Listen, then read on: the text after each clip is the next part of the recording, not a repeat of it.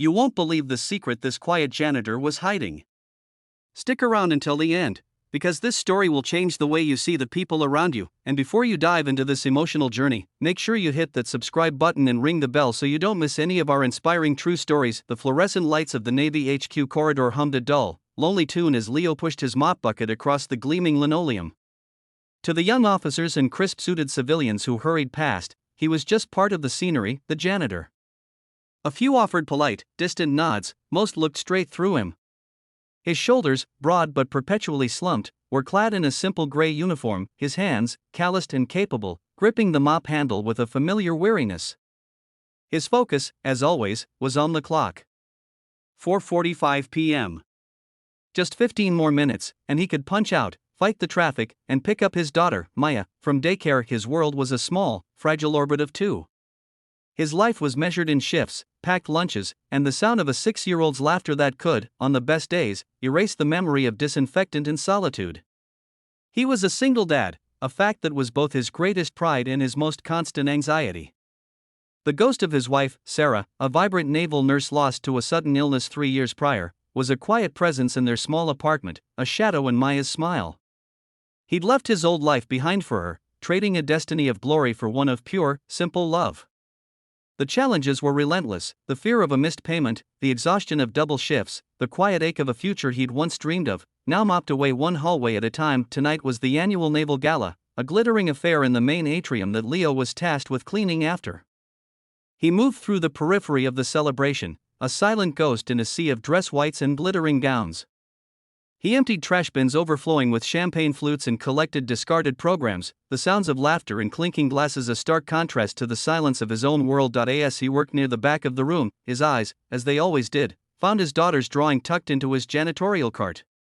It was a crayon masterpiece of a man in a gray circle, her daddy standing next to a little girl with a giant sun above them. It was his compass, his reason. The keynote speech was beginning. Admiral James Thorne, a legend whose name was spoken with reverence, took the stage. Leo kept his head down, focusing on a sticky patch on the floor near the podium. The Admiral's voice, a powerful baritone, filled the room, speaking of honor, sacrifice, and the unsung heroes of the fleet. Then, it happened. The Admiral was telling a story, a harrowing tale from a conflict years ago in the Persian Gulf. He spoke of a pilot, call sign Ghost, whose F/A-18 Hornet had been critically damaged. Against all odds, the Admiral's voice resonated. With multiple system failures and enemy missiles locked on, this pilot didn't just evade. He executed a maneuver we thought was impossible, saving his entire squadron and turning the tide of that engagement.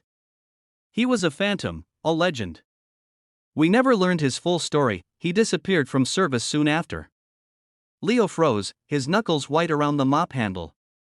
A cold sweat broke out on his brow.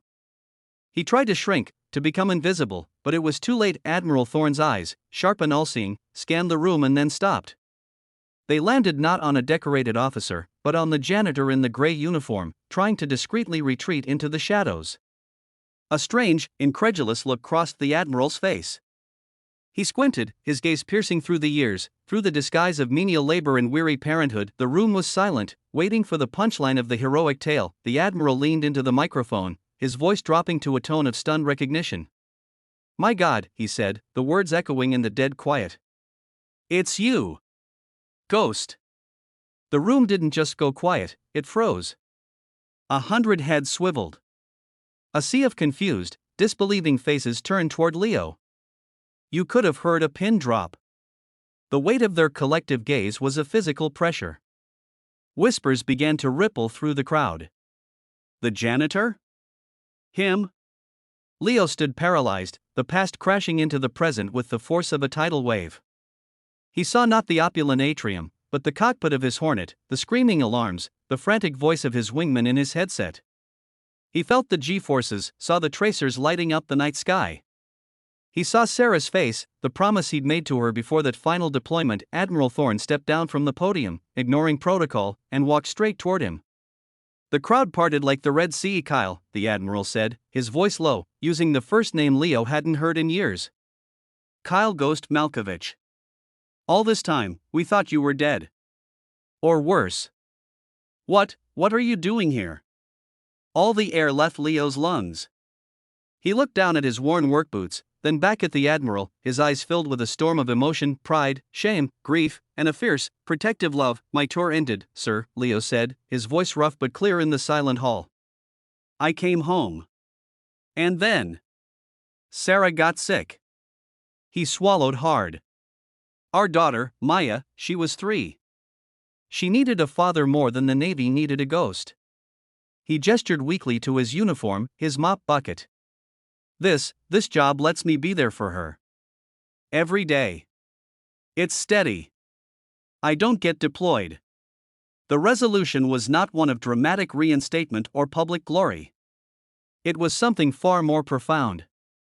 Admiral Thorne, a man who had commanded fleets, looked at the humble janitor with a new, deep respect. He didn't offer him a new commission.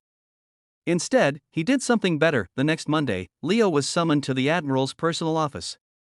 Expecting pity or perhaps a charity offer, Leo was stunned when the Admiral presented him with a new position, a civilian flight instructor and tactical consultant at the Top Gun School, with a schedule built around a single dad's life and a salary that would lift the weight of the world from his shoulders. The story ends not in a sparkling ballroom, but at a small kitchen table.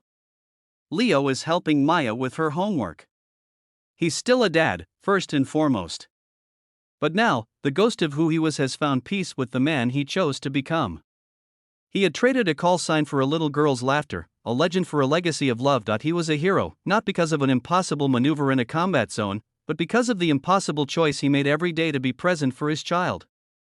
And that, perhaps, is the greatest heroism of all. If this story of quiet sacrifice and a father's love moved you, if it reminded you that heroes often don't wear medals but carry mops and lunchboxes, then do us a favor. Share this video with someone who needs to hear it. And subscribe to our channel for more powerful stories that prove true strength isn't always about being seen, but about who you're being strong for. Thanks for watching.